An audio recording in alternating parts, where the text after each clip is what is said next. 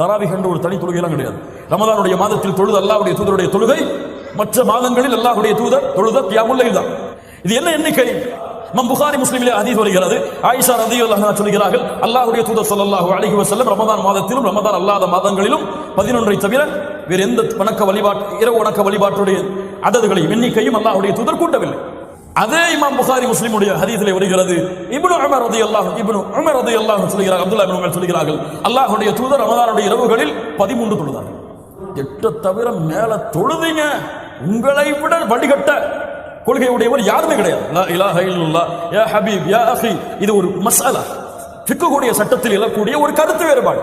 இதில் அவருடைய ஆதாரம் உறுதியாக அவருக்கு தெரிந்தால் அதை அவர் பின்பற்றுவார், இவருடைய ஆதாரம் உறுதியாக தெரிந்தால் அவர் அதை பின்பற்றுவார். இதில் வழிகேடு சத்தியம் என்றும் அளவிற்கு சமூகத்திலே பலர் இந்த ஒரு மசாலாவை கொண்டு சென்று விட்டார். நஃபிலான வணக்கம், நீ தொழுதால் கூலி, தொழவில்லை என்றால் எதுவும்